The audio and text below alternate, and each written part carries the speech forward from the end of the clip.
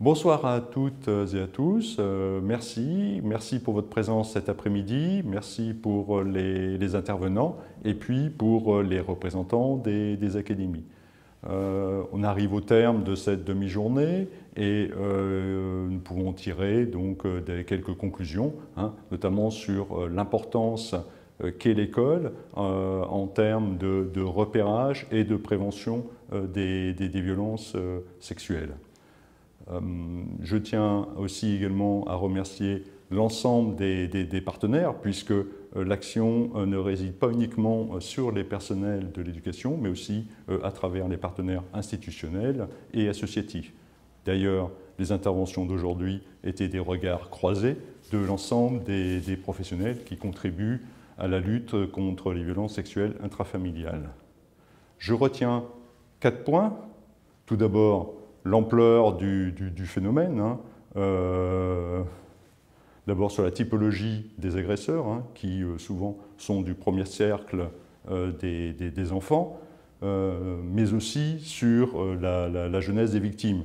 La plupart ont moins de 15 ans, voire moins de 11 ans, c'est-à-dire des élèves qui sont atteints avant l'entrée en 6e, et pour lequel nous devons porter l'effort en termes de repérage et de recueil de la parole.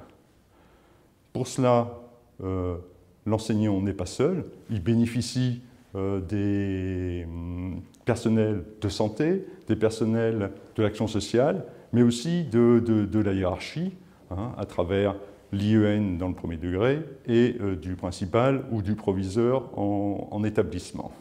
Nous avons pu aussi remarquer l'importance du cadre légal et des 2 modalités majeures de signalement, que sont les informations préoccupantes auprès du conseil départemental, mais aussi le recours éventuellement au parquet à travers des signalements au titre de l'article 40.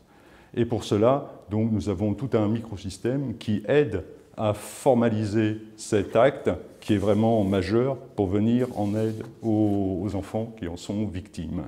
Mais nous avons également à développer la formation.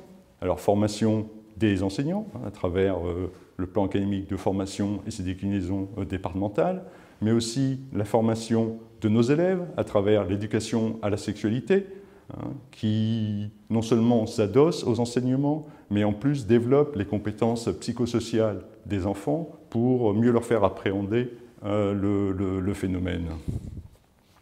Et enfin, rien ne serait possible sans nos partenaires, notamment les partenaires associatifs, qui sont les bienvenus pour contribuer à la lutte contre le phénomène à travers leurs interventions.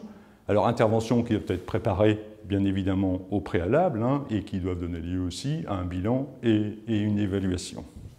Le séminaire d'aujourd'hui est partie intégrante du plan d'action gouvernemental. C'en est un des maillons, mais ce n'est pas la fin en lui-même.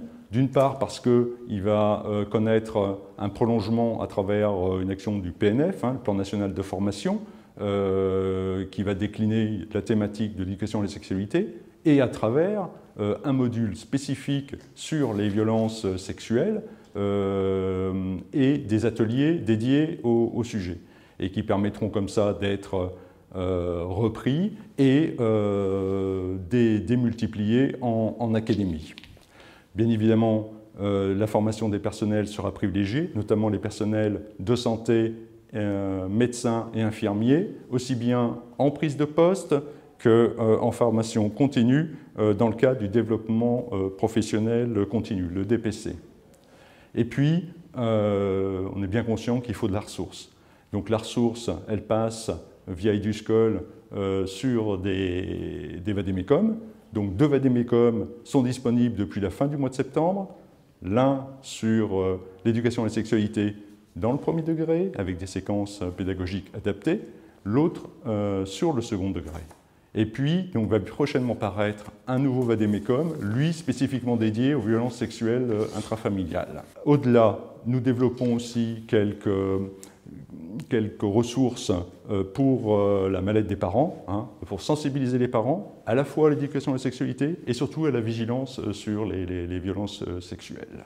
Enfin, le panorama sera complet avec la publication d'une circulaire spécifique visant à développer l'intervention des associations spécialisées sur le sujet au sein des établissements, avec une liste des associations agréées au niveau local et au niveau national, en lien éducation nationale et direction générale de la cohésion de la santé sociale. Donc des outils à disposition, avec également des fiches pratiques sur comment fluidifier les relations avec le conseil départemental en matière de recours à la CRIP et du parquet.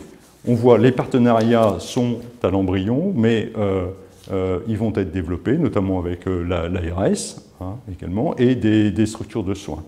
Bref, une palette d'outils qui doit nous permettre de mieux appréhender le phénomène et de mieux préserver et protéger nos enfants.